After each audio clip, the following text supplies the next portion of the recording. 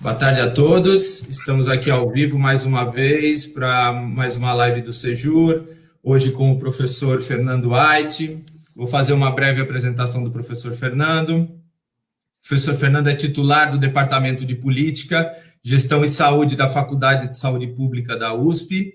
Ele é co-diretor científico do Núcleo de Pesquisa em Direito Sanitário da USP, professor visitante da Universidade Paris Descartes, membro especialista da plataforma Harmony with Nature da ONU, livre docente em Teoria Geral do Estado pela Faculdade de Direito da USP, pós-doutor em Direito Público pela Faculdade de Direito da Universidade de Paris II, doutor em Saúde Pública pela Faculdade de Saúde Pública da USP e mestre em Filosofia e Teoria Geral do Direito pela Faculdade de Direito da USP, entre outras coisas. Um currículo impressionante pela sua juventude, professor.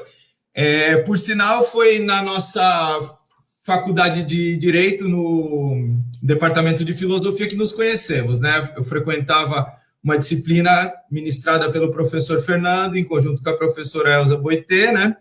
E tive a oportunidade de ter contato com o professor. Quando surgiu a ideia dessa live, eu pedi para que o professor Fernando mandasse alguns trabalhos para que a gente analisasse aquilo que seria mais pertinente com o momento, aquilo que seria interessante com os propósitos do Sejur. E o que mais me surpreendeu foi me deparar com um artigo escrito pelo professor, me corrija se eu estiver errado, em conjunto com a professora Sueli Gandolfi Dallari, em 2009. Esse artigo foi escrito em 2009. Né? E ali, o foco do artigo é sustentar a necessidade de uma criação de um sistema nacional de vigilância em saúde coordenado e interdependente, enfim, que conversasse entre todos os... O professor vai explicar muito melhor isso, obviamente.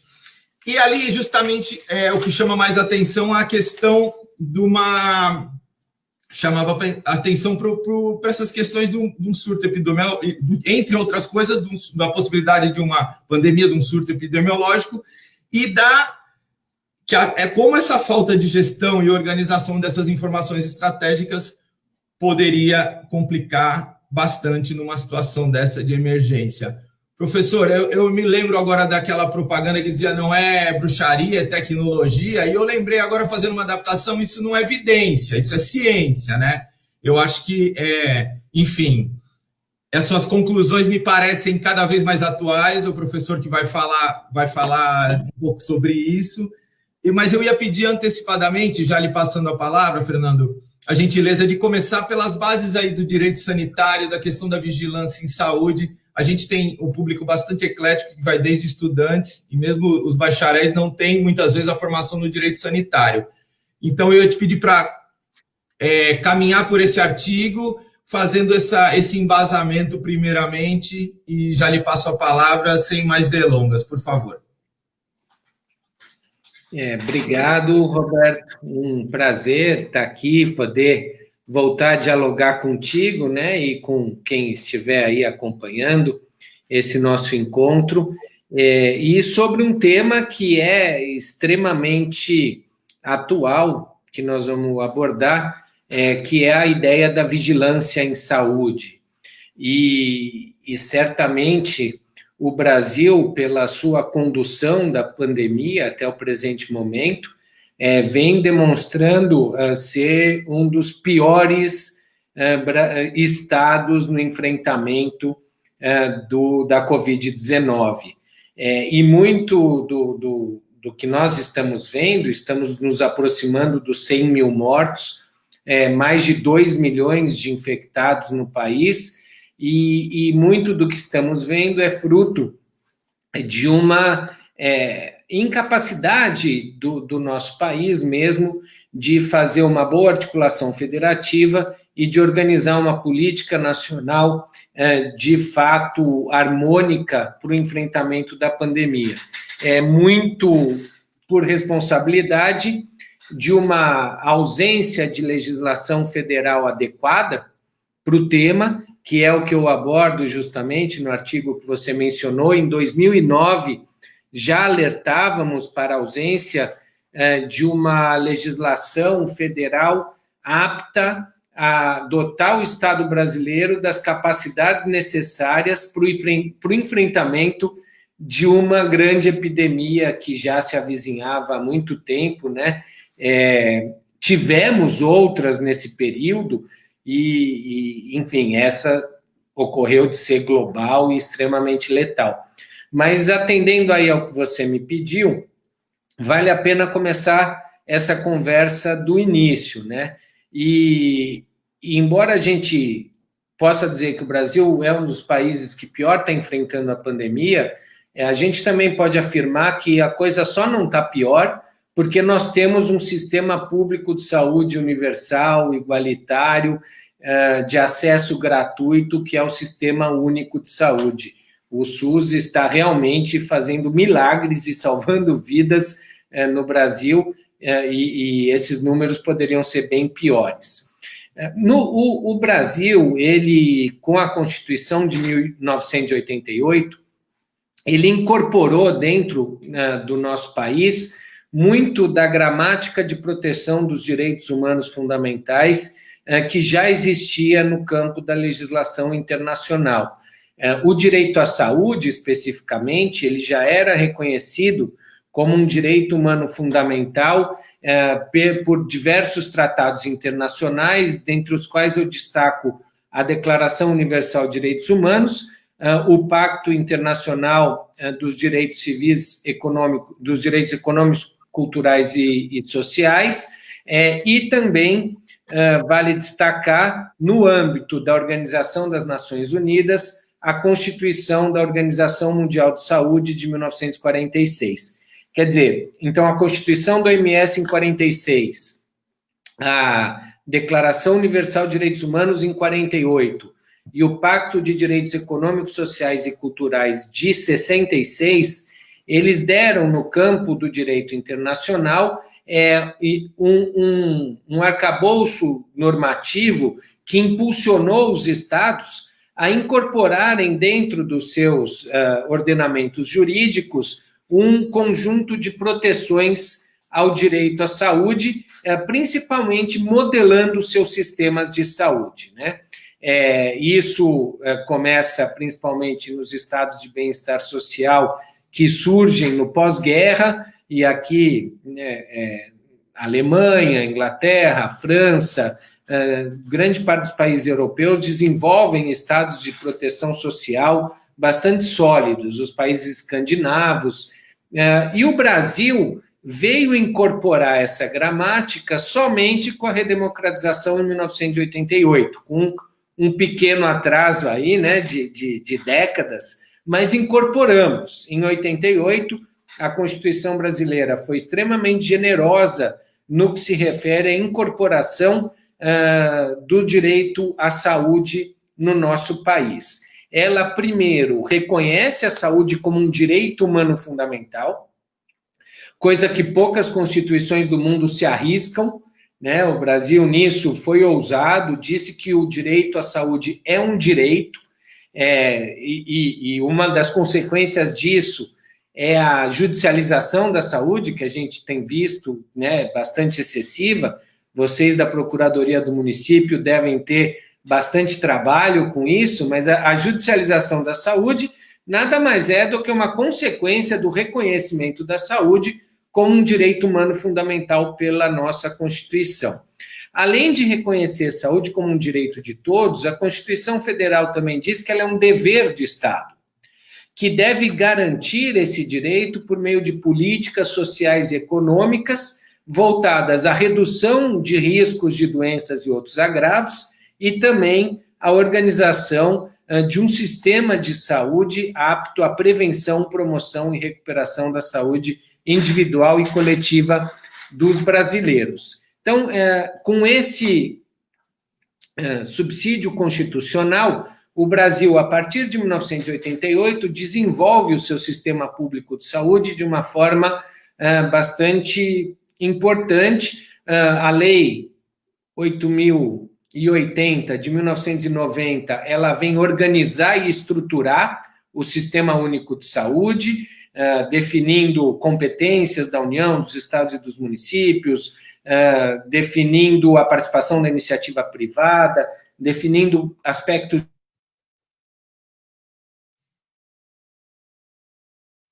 entre outras definições que foram verificadas ali na Lei 8080. No final da década de 90, 2 agências reguladoras vão ser incorporadas ao sistema de saúde, a Agência Nacional de Saúde Suplementar, a Agência Nacional de Vigilância Sanitária, e o Ministério da Saúde vai se estruturando juntamente com as secretarias estaduais e municipais para colocar no território brasileiro esse sistema único de saúde idealizado pela Constituição.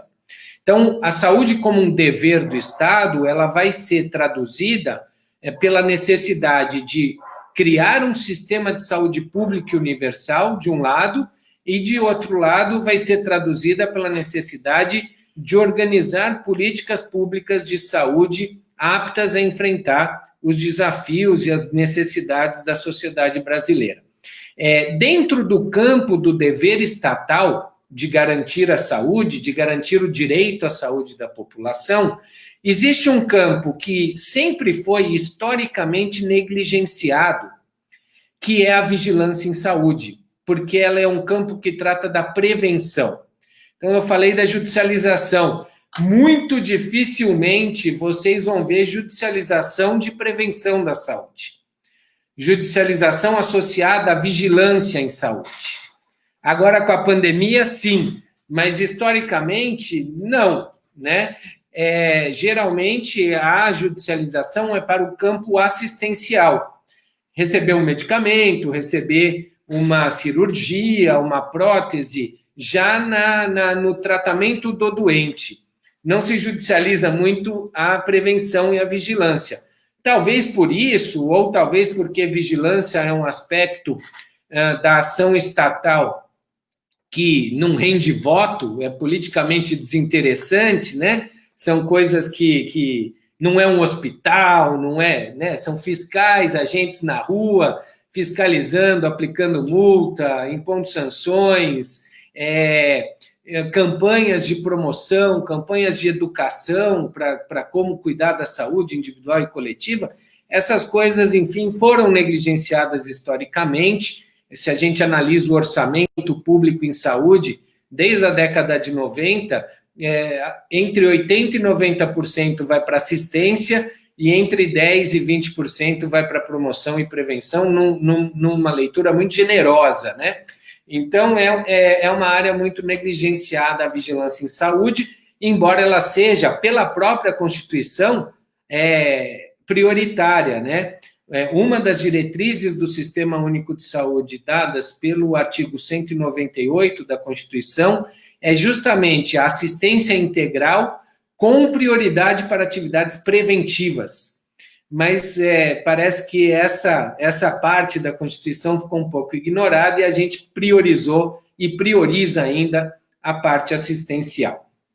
Então, a vigilância em saúde, ela é o campo do sistema público de saúde voltado especificamente à prevenção, a vigiar, né, fiscalizar todos os riscos à saúde que possam existir na nossa sociedade. Existe um princípio jurídico que faz parte do direito sanitário por trás da ideia de vigilância em saúde, que é o princípio da segurança sanitária.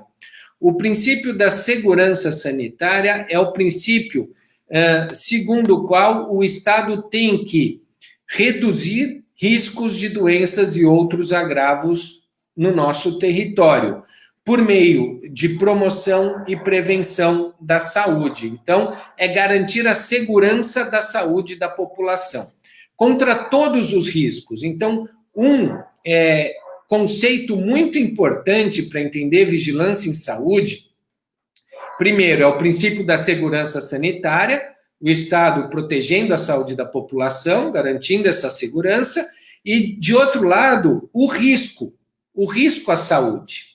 E aí entra uma questão bastante complexa, porque o risco à saúde, hoje, ele é bastante abrangente. É isso que a gente, eu com a professora Sueli, já alertávamos nesse artigo de 2009, publicado na Revista de Direito Sanitário da Universidade de São Paulo. Então, onde está o risco à saúde numa sociedade complexa e moderna como a nossa? Ele está em riscos naturais, as epidemias, né, vírus que antes o ser humano não tinha problema com eles, agora passa a ter, por causa de uma relação cada vez mais nociva do ser humano com o meio ambiente. Quer dizer, a forma, já se diz que estamos vivendo a era do antropoceno. O planeta em que vivemos já não é o mesmo planeta que existia. É um planeta totalmente modificado pela ação humana. Então, a própria atmosfera, o ar que respiramos, os alimentos que comemos, a forma como a gente se relaciona com o solo urbano, o excesso de concreto, de pavimentação, tudo isso gera novos riscos à saúde que não existiam e que a gente tem que entender e se preparar para eles, né? Até as questões associadas ao progresso da ciência. Então, eu tenho riscos naturais de doenças, acidentes da vida, as epidemias, as catástrofes naturais. Eu tenho riscos advindos do progresso da ciência e da descoberta de novos tratamentos, quer dizer, conforme veja a explosão, a triste explosão ontem em Beirute, no Líbano. Quer dizer, era um risco, inclusive sanitário, porque morreram de pessoas e pessoas foram machucadas, inclusive, mas era um risco que veio com o progresso da ciência. Era uma forma do ser humano, material extremamente explosivo, armazenado equivocadamente, que o Estado tem que estar atento, né? E as autoridades libanesas vieram com a maior cara de pau aqui entre nós, né? Não, a gente sabia da existência daquele material explosivo ali no porto desde 2014. Ora, e não fizeram nada, né? E deu no que deu. Então, a vigilância em saúde, especificamente, ela serve para evitar esse tipo de coisa. Onde haja um material de risco à saúde, onde haja uma atividade humana que pode representar um risco à saúde, tem que ter vigilância do Estado, né? E principalmente nas novas descobertas científicas. O Estado tem que ter um sistema de vigilância para identificar o que se coloca no mercado prometendo saúde, porque nem tudo tem eficácia comprovada, eficácia terapêutica, tem charlatão de tudo que é tipo nesse campo da saúde, né?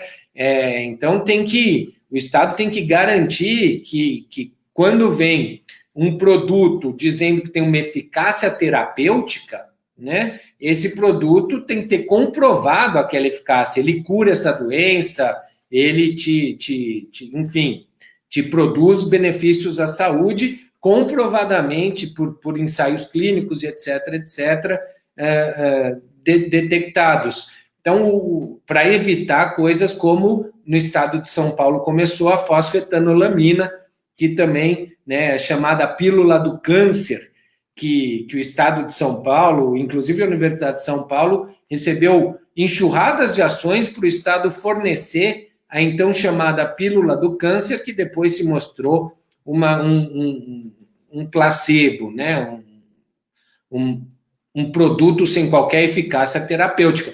O Estado tem que atuar para garantir a segurança. Então, a diferença entre um medicamento e um veneno é muito próximo um do outro. Basta eu errar a dosagem que o medicamento pode se tornar um veneno. Então, nesse campo de riscos, a gente tem muita atividade estatal necessária. Além disso, a gente tem que fiscalizar as atividades humanas que vão ter reflexo na saúde individual, coletiva ou social. Alimentação, trabalho, consumo, atividade dos profissionais liberais, principalmente aqueles da área da saúde, mas não só. Então, tem que fiscalizar restaurante, farmácia, tem que fiscalizar o médico, o psicólogo, o fisioterapeuta, tem que ter um aparato estatal importante, bem treinado, com carreiras de Estado, né? Porque isso envolve exercício do poder de polícia, para evitar maiores riscos à população brasileira com atividades desse gênero, né? Então, com a vigilância em saúde, a gente visa proteger a segurança sanitária e com isso, abrange a necessidade de redução dos riscos existentes nas atividades humanas e também dos riscos naturais e decorrentes do progresso científico e tecnológico. Paralelamente... Uma das coisas, desculpa, professor, que me chamou mais atenção no artigo foi justamente essa visão aí complexa desse fenômeno, né? Eu confesso, não sou, obviamente, um especialista na área, mas quando eu me deparei com essa visão quase que holística dessa coisa do risco, né? É bem interessante o artigo nesse sentido, a abrangência que foi dado. Perdão por interromper. Não, é ótimo que assim, dialogando, fica até mais interessante, Roberto.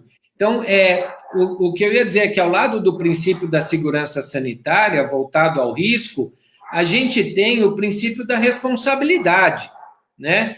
E aí a responsabilidade não é só do Estado. Claro que o Estado tem uma grande responsabilidade com a segurança sanitária, mas também há uma responsabilidade individual, há uma responsabilidade familiar, há uma responsabilidade industrial, empresarial, com relação à saúde individual e daqueles que estão perto, né? E agora a epidemia demonstra isso claramente. Sem uma ação individual e coletiva responsável, nós jamais seremos capazes de enfrentar adequadamente esse risco representado pelo coronavírus, né? Então, vai desde o distanciamento social, o uso da máscara, uma ação coletiva responsável nesse sentido é fundamental. Então, a segurança sanitária, ela implica em responsabilidade. E aí, mais uma importância do Estado. O Estado fixa as regras voltadas à proteção sanitária, e aqueles que desobedecem às regras voltadas à proteção sanitária têm que ser responsabilizados por isso. Civil, penal, disciplinar, administrativamente, há que ter uma responsabilização. E ao Estado, como o grande monopolizador de uso da força no Estado moderno, quem tem que fazer isso, né? Quem tem que fazer? A empresa ou o cidadão que precisa ter uma determinada ação para a proteção individual e coletiva da saúde e agir de acordo com as normas e regulamentos.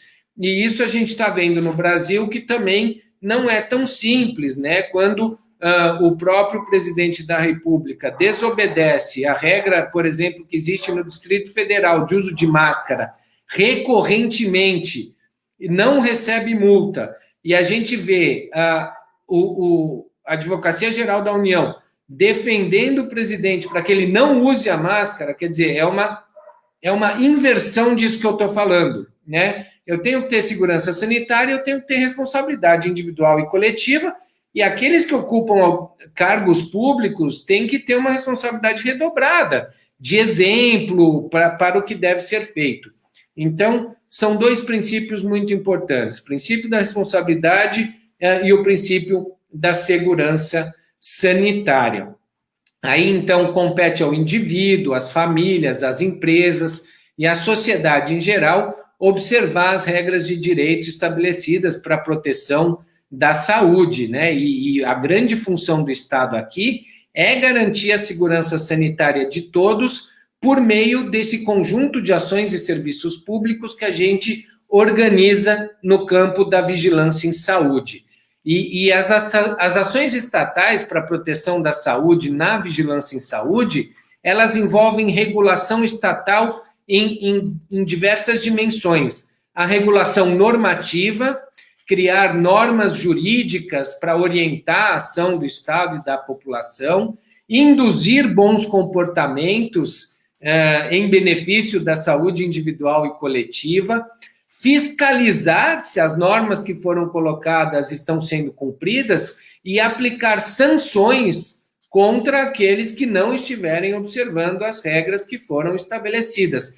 Esse conjunto de ações é fundamental, né? Normatizar, induzir o comportamento adequado, fiscalizar aquele que desobedece e sancionar aquele que desobedece. Então, o poder de polícia aqui é um importante e fundamental instrumento da vigilância em saúde. E aí, só para usar o exemplo que eu estava dando, né?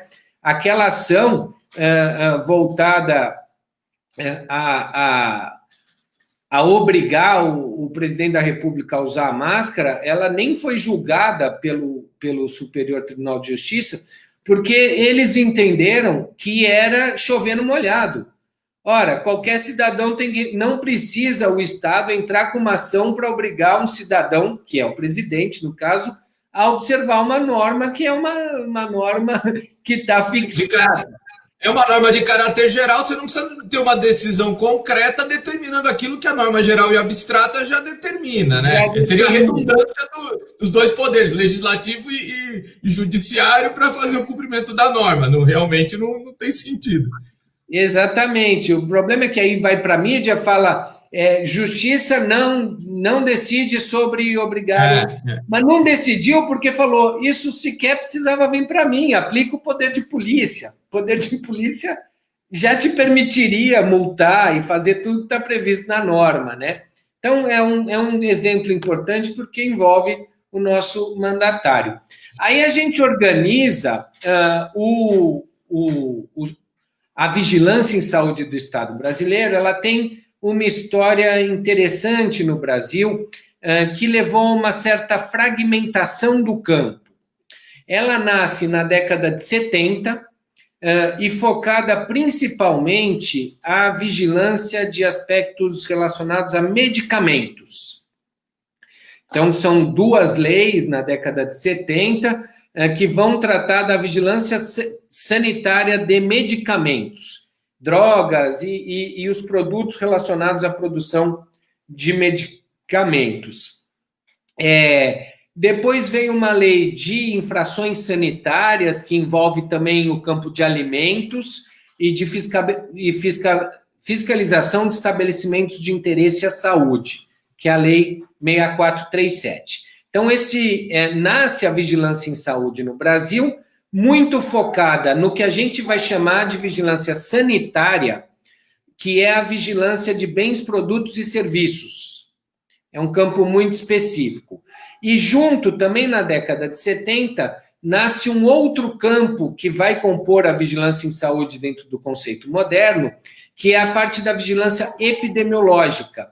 É a Lei 6259, de 1975, que vai organizar, e todas essas leis, vejam, são da década de 70, mas continuam vigentes e de certa forma, respondem em parte às nossas necessidades ainda em 2020, né? São leis de 50 anos quase aí. E a Lei 6259, que organiza o Sistema Nacional de Imunização, que organiza a ideia de doenças de notificação compulsória, né? Então, questão de vacinas, questão do Estado observar certas doenças com mais atenção. É ela que determina a possibilidade do Estado utilizar o poder de polícia para ações de vigilância epidemiológica, mas de um jeito muito genérico, sem especificar o que poderia ser isso. E lembrando que essas leis da década de 70 vieram bem no meio do período militar, onde o respeito e o cuidado com direitos e liberdades individuais não eram do mesmo tamanho que durante a vigência da Constituição de 1988. Então, essas leis tinham muito pouco interesse em explicar como é que o Estado faria medidas restritivas muito fortes, que talvez fossem necessários na vigilância epidemiológica, como o isolamento, a quarentena, o tratamento compulsório, a obrigatoriedade de vacina mesmo, né? Eu vou vacinar à força, enfim, questões bastante atuais e que lá foram colocadas de uma forma extremamente genérica, dizia as pessoas civis e jurídicas são obrigadas a seguir a determinação da autoridade sanitária. Esse é o termo da lei atualmente vigente. E com base nela, a gente usa o poder de polícia para vigilância epidemiológica. Mas convenhamos, é frágil, né? Da pouca segurança jurídica, seja para a autoridade sanitária, que vai usar um poder de polícia mais pesado ali, isolar ou tratar compulsoriamente, seja do cidadão, que fica sujeito a, sob a justificativa de ser uma medida sanitária, sofrer um abuso de autoridade por parte de um desafeto político, por exemplo, que vai usar a lei sanitária para fustigar inimigos políticos. Isso é possível, né? Então, do jeito que está, ninguém está seguro, nem o agente público e nem o cidadão. Mas foi assim. Então, em 70, a gente estrutura essas duas grandes partes da vigilância em saúde no Brasil. A vigilância epidemiológica, que vai cuidar de doenças que a gente chama transmissíveis ou doenças com relevância epidemiológica no Brasil, que podem ser não transmissíveis, como hoje em dia a diabetes, a hipertensão, e as transmissíveis, como a dengue, o coronavírus, o Zika, chikungunya, hanseníase, entre outras. Né? Se eu não estou enganado, só fazendo uma parte, o Zika vírus é uma descoberta epidemiológica brasileira, estou correto? É isso mesmo, né? Foi descoberto pelo Sistema de Saúde do Brasil, não é isso? Sim, já existia, né? Na verdade, é um vírus que já havia sido identificado antes, mas ele nunca tinha encontrado, como coronavírus, um ambiente muito propício para se disseminar. E aí, como ele se transmite também pelo mosquito que transmite a dengue, que é o Aedes aegypti, e o Brasil tem um alto índice de infestação do Aedes aegypti, o Zika vírus também encontrou um terreno fértil de se espalhar. Então, o que aconteceu? Ele já existia, mas com baixa prevalência no mundo todo. E no Brasil, de repente, a gente teve um surto epidêmico dele por conta das condições favoráveis dadas pelo alto índice de infestação de Aedes aegypti, que é um tipo de pernilongo, e que existe por conta da nossa urbanização equivocada do solo, daquela relação do homem com a natureza que eu mencionei, né? Então, essas epidemias, elas tendem a aparecer cada vez mais na medida em que o homem avança cada vez mais sobre a natureza e muda a natureza e o ambiente em que vivemos, né? Estava vendo uma notícia, 38 graus no verão da Sibéria. Não tem como achar que nada vai acontecer em decorrência disso. As calotas polares estão derretendo. Vírus que estavam congelados há séculos estão acordando, vamos dizer assim, e migrando para onde a gente vive, né? Essas coisas, então, tendem a ser, infelizmente, mais recorrentes e a gente tem que ficar esperto quanto a isso. Mas só para continuar, então, os dois grandes campos da vigilância em saúde, vigilância epidemiológica, vigilância sanitária. Aí, já na década de 90, e se consolida no Brasil mais no ano 2000, dentro do campo da vigilância em saúde também se desenvolve uma terceira área, que é a vigilância em saúde ambiental, ou vigilância ambiental em saúde, né? A gente encontra na literatura os dois termos, que aí é o campo da vigilância de riscos à saúde no meio ambiente, seja no meio ambiente do trabalho, né, nas empresas, seja no meio ambiente urbano, rural, em geral. Então, são agentes do Estado voltados a fiscalizar riscos ambientais à saúde humana, né? Que tem uma grande interface com a política ambiental, mas não é a mesma coisa, né? porque aí o foco é o risco que a nossa forma de relação com o meio ambiente pode provocar a nossa própria saúde. E aí, então, se configuram essas 3 grandes áreas, onde o direito à saúde ambiental abarca também um campo importante da saúde do trabalhador. Ocorre que, pela forma como foi se estruturando no Brasil, esses campos, eles cresceram de forma muito fragmentada, praticamente autônoma. Então, a vigilância sanitária, né? Hoje, no nível federal, eu tenho a Agência Nacional de Vigilância Sanitária. Então, são agentes estatais que vão olhar os riscos em produtos e serviços de saúde.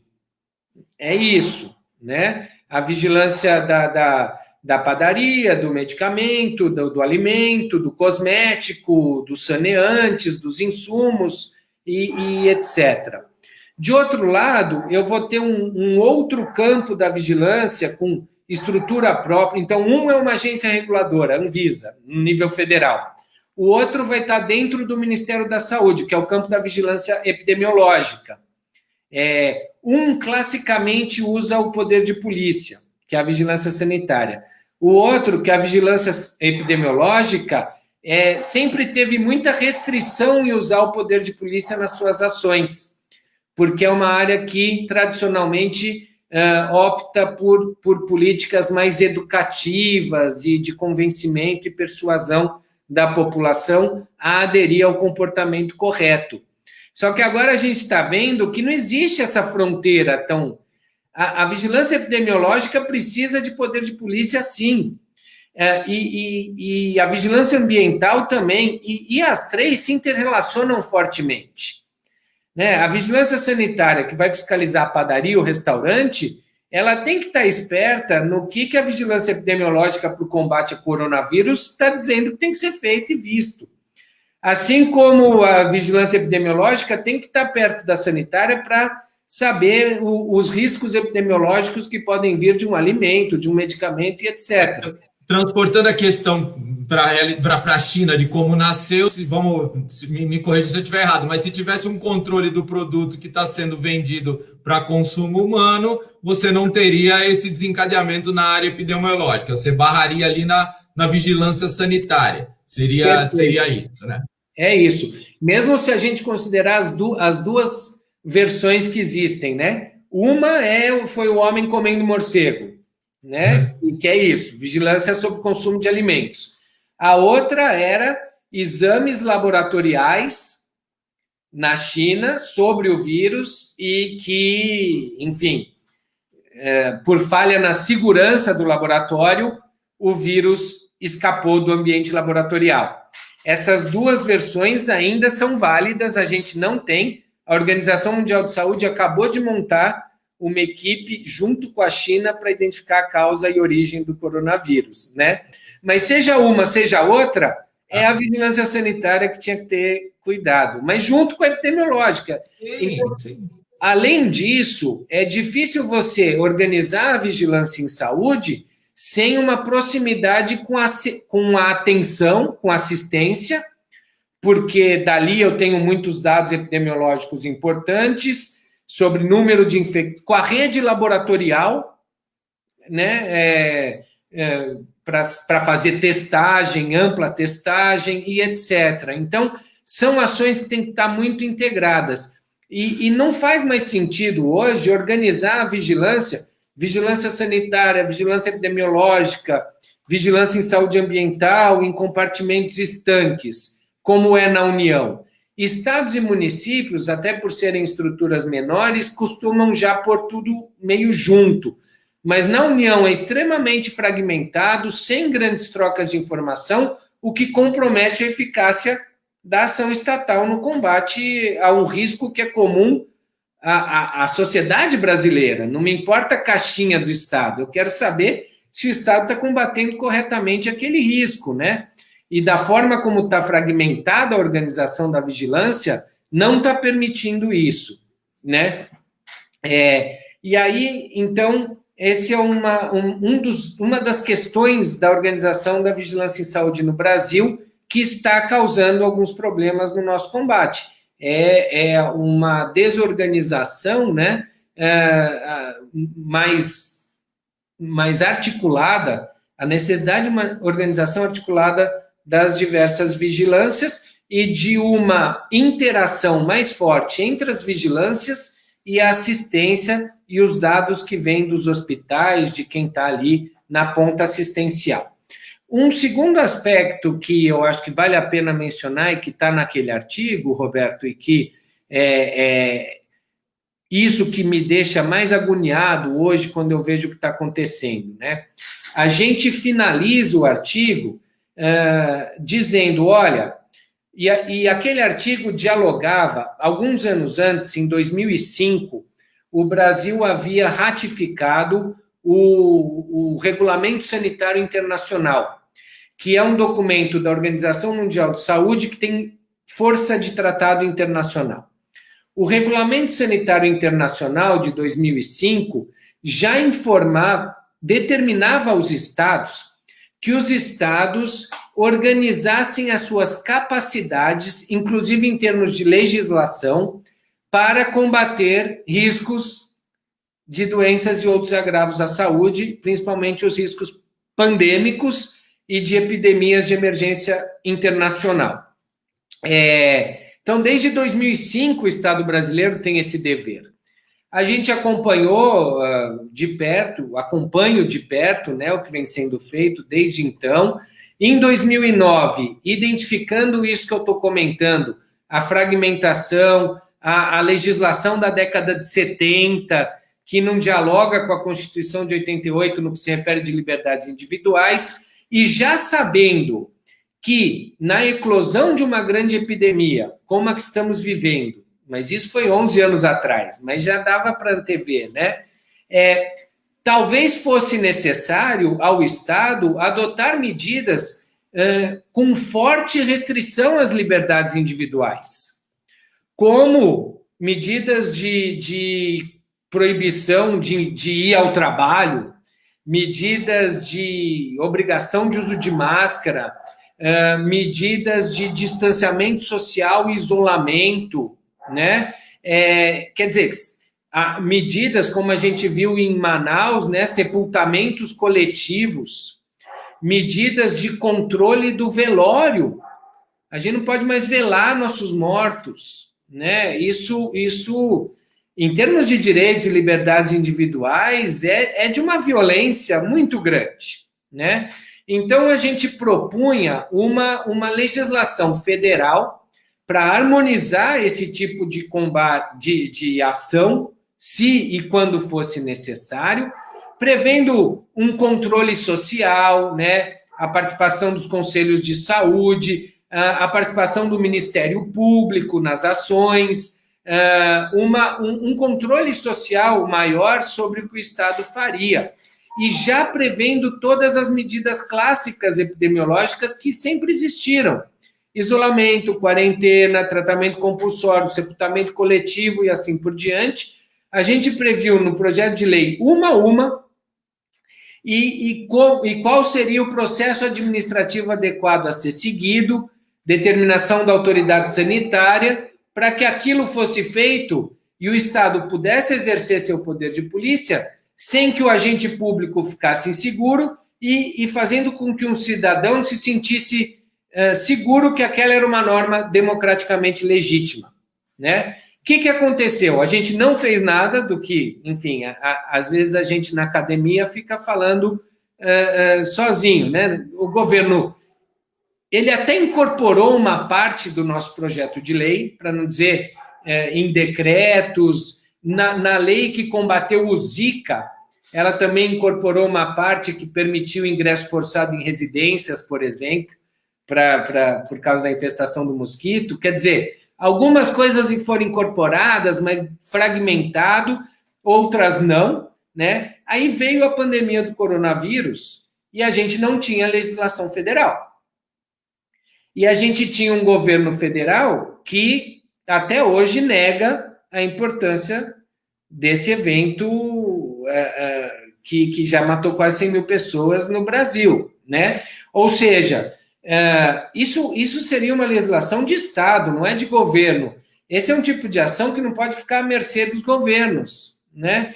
E aí a pandemia veio sem a gente ter uma legislação federal adequada. Como o governo não queria tomar uma política nacional sobre o assunto, ele se omite, até agora se omite. Nós estamos há 3 meses sem ministro da Saúde, né? O que aconteceu? Estados e municípios começaram um salve-se quem puder, e o que a gente vive hoje? Cada um por si, né? Cada um que se proteja conforme puder, porque também, ou seja, a gente adotou essas quarentenas à brasileira, nunca adotamos seriamente em nível nacional uma política de quarentena e distanciamento social digna do nome que permitisse, de fato, a redução da curva, né? A gente chegou num platô de mais de 1.000 mortes por dia já há mais de mês, né? E esse combate pulverizado por municípios e estados, ele não vai surtir efeito, porque eu tenho um trânsito interno de pessoas, não vai. É necessário uma política nacional que harmonize a ação com diretrizes claras de quando é que eu posso abrir, quando é que eu tenho que recuar na abertura e padronize um pouco esse salve-se quem puder, que virou a política de vigilância em saúde de combate à pandemia do Covid no Brasil. E aí outra coisa que eu queria destacar, e vou terminando por aqui, Roberto, um discurso que a gente ouve do governo federal recorrentemente, mas que não é verdadeiro.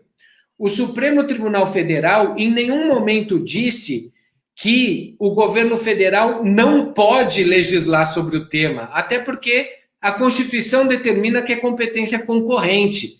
E, né, quem é do campo jurídico sabe, competência concorrente, norma geral da União, estados e municípios suplementam essa norma no que for de sua peculiaridade, sem contrariar a norma federal.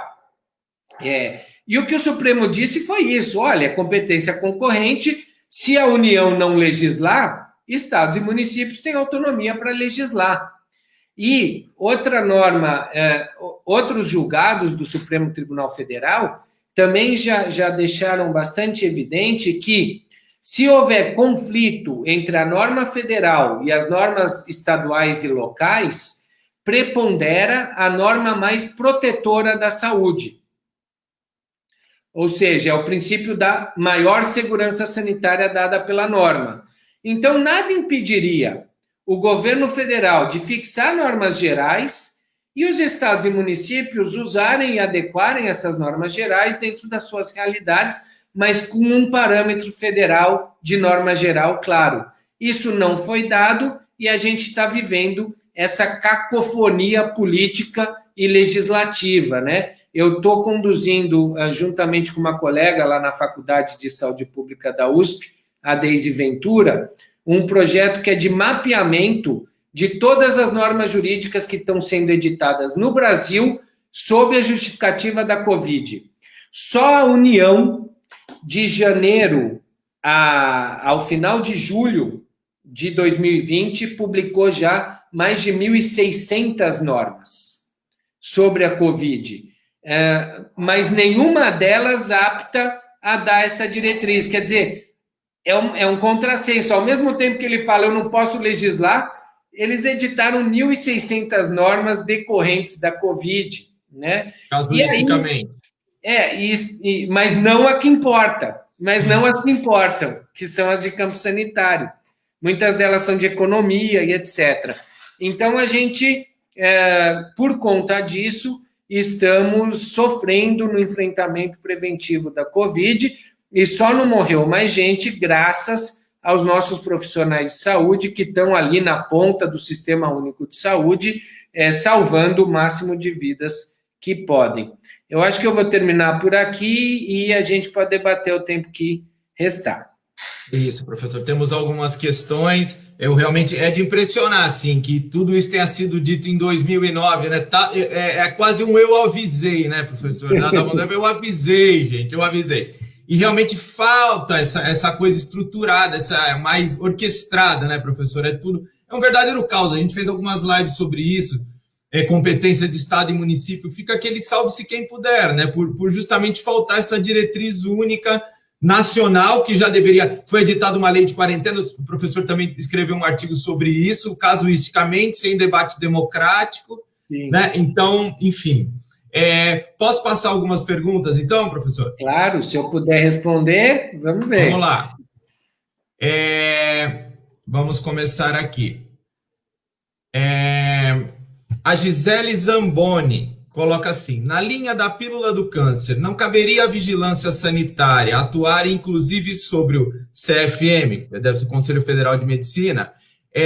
O Conselho Federal de Medicina divulgou o parecer 04/2020, no qual estabelece critérios e condições para a prescrição de cloroquina e de hidroxicloroquina em pacientes com diagnóstico confirmado de Covid-19.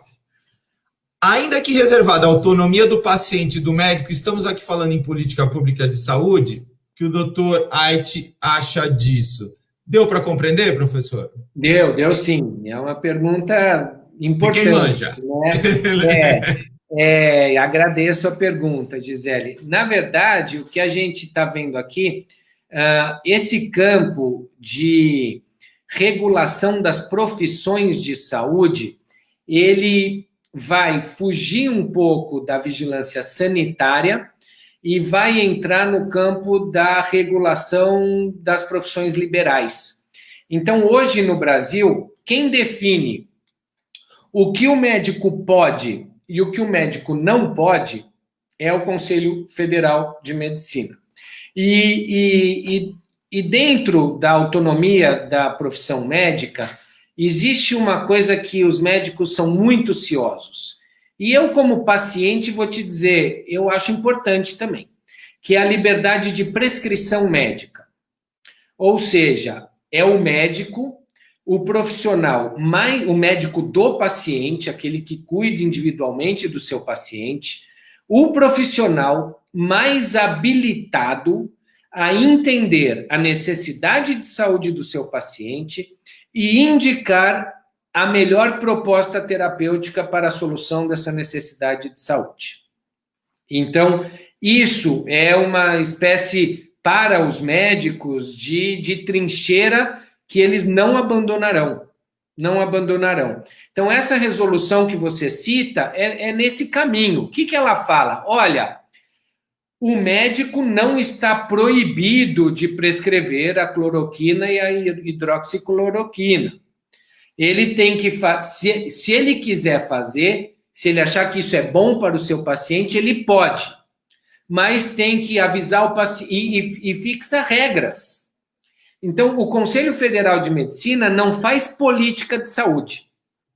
O Conselho Federal de Medicina, ele regula o exercício de uma profissão de saúde. Que isso pode ter competência sobre a política? Pode, claro. Mas não é o Conselho que está fazendo a política. Quem fez a política foi o governo federal.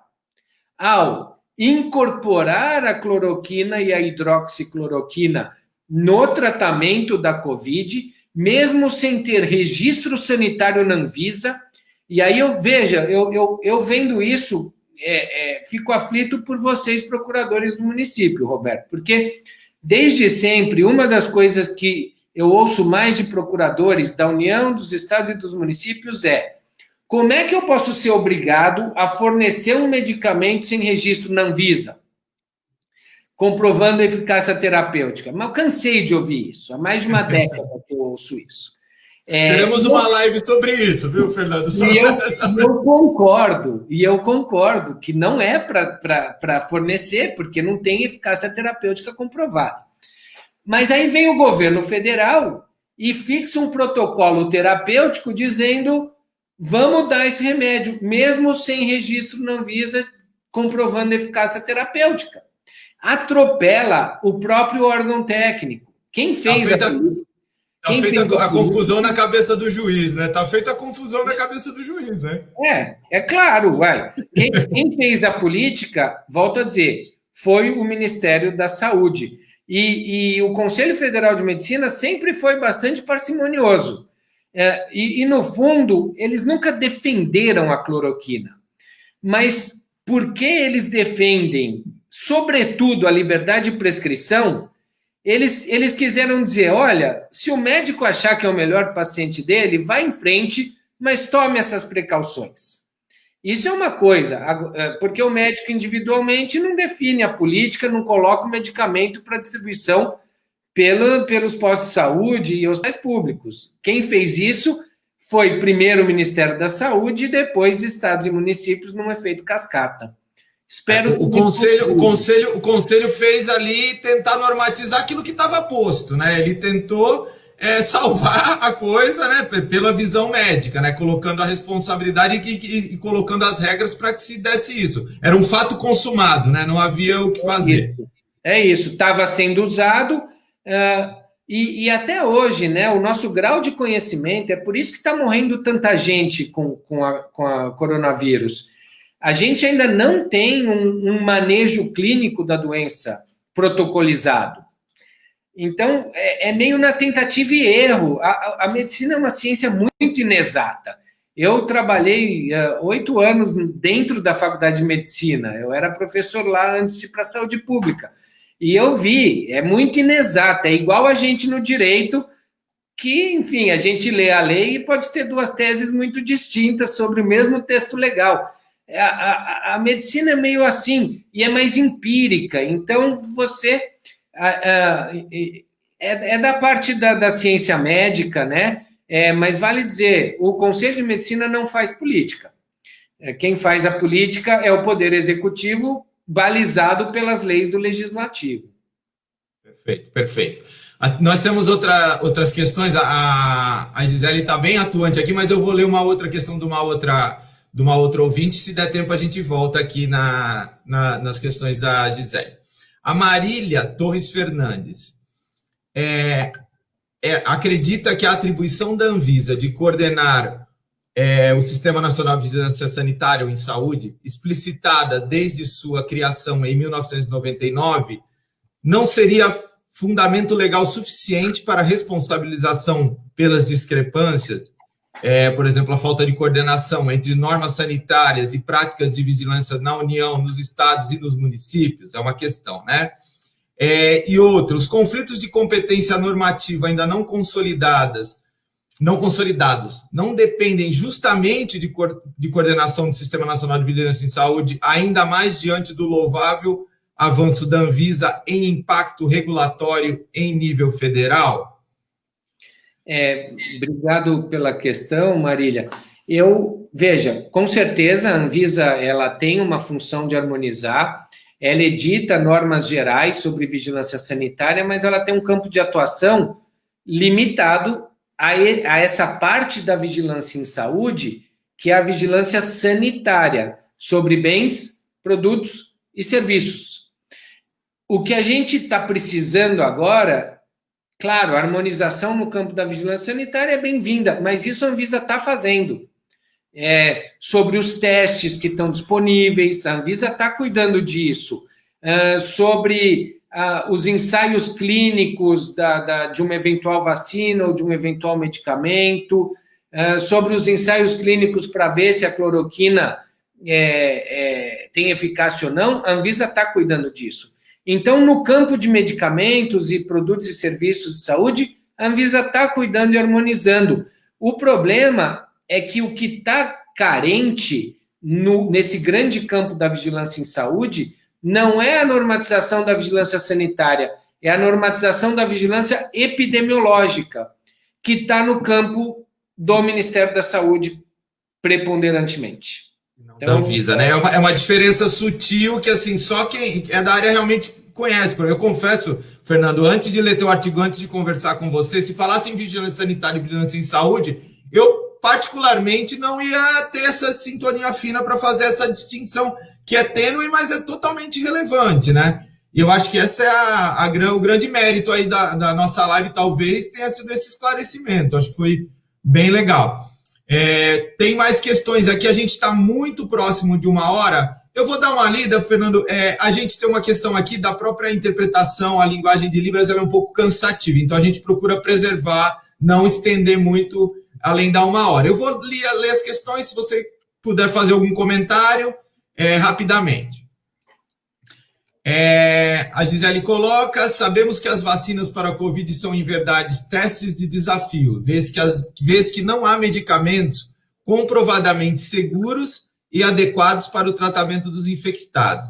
E, deste modo, uma pesquisa clínica não terapêutica, que lidará com voluntários saudáveis.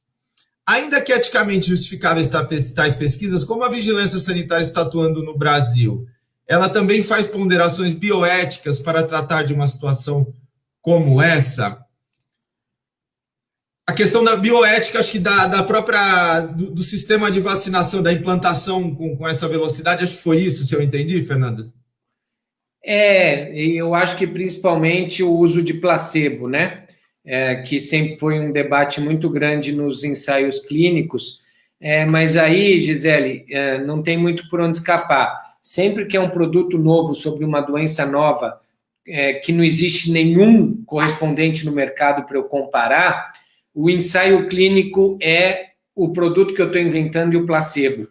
Não tem muita escapatória ética aqui quando eu preciso atuar em seres humanos. A Anvisa está vendo, mas isso está dentro, inclusive, do sistema CEP-CONEP, dentro das condições dos testes do coronavírus, especificamente, isso é aceito, né? Por mais que seja triste saber, né, que vai ter o sujeito que está ganhando, mas pense que é uma vacina em teste. Às vezes é até melhor eu estar tomando placebo do que uma vacina que vai ter um efeito colateral letal, por exemplo. O risco aqui, como eu não sei nada, né, por isso que a gente trata aí como heróis esses voluntários de pesquisas clínicas, porque eles estão se expondo a um risco e sabem disso, né?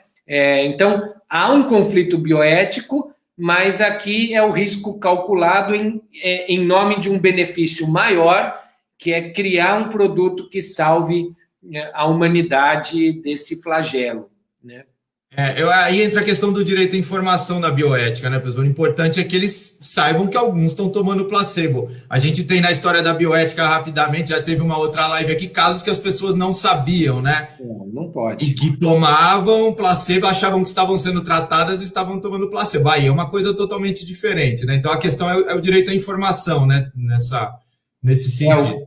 Consentimento livre e esclarecido. Isso, bem melhor colocar. Vamos lá, só tem mais uma colocação aqui da Gisele, então. O Dr. Ait acha que nesta situação fragmentária, precária e desorganizada da vigilância sanitária no Brasil, a vigilância, também poderia ser responsabilizada individual ou coletivamente pela mistanásia disfarçada que está nos assolando? A morte miserável antes do tempo e sem recursos de brasileiros, na sua maioria pobre e negra? Muito impactante a pergunta, né, professor? Impactante, de certa forma, sim. Né? Sim, poderia ser responsabilizada. A dificuldade aqui é a comprovação de que houve omissão da vigilância sanitária, até porque são casos muito difíceis de se detectar, né? Se foi de fato provocada aquela morte por uma mistanase, ortotanase, ou que seja, ou se foi uma morte decorrente da falta de condições estruturais daquele serviço de saúde, mas sim, em se comprovando, deve ser responsabilizada, né? Porque é uma prática proibida por lei. Bom, professor, acho que temos alguns outros comentários dando muitos parabéns. Isso vai ficar disponível ali no próprio Facebook para o professor poder olhar e as demais pessoas. O pessoal está pedindo para colocar o seu artigo. Se o professor permitir, eu vou linkar ele na nossa conversa, tanto o artigo da Vigilância em Saúde como o próprio da lei de quarentena. Se o professor permitir, eu vou pedir para o pessoal da equipe linkar ali. Enfim, sem mais, só me resta, se o professor quiser fazer alguma consideração final. Não, só agradecer aí, Roberto, o convite, parabenizar por ter organizado esse evento, né? Agradecer a todos que estão nos ouvindo e, claro, pode disponibilizar meus textos, é tudo público mesmo, para difusão de informação e formação da nossa sociedade em geral. Então, você vai estar me fazendo um favor compartilhando esses textos com o pessoal que tiver interesse, Roberto. Mais uma vez, obrigado aí pela atenção. Eu que agradeço, o pessoal está lembrando que hoje é dia da saúde, eu confesso que eu não sabia, professor Ed, mas foi um acaso bem oportuno, então. Bom, vou aproveitar e agradecer aqui a Kátia pelo trabalho aí da nossa tradução em Libras, agradecer a equipe do Sejur, Bia, Letícia, o André, a Priscila, que ajudaram a gente a viabilizar essa live, e principalmente agradecer ao professor Fernando por essa exposição espetacular.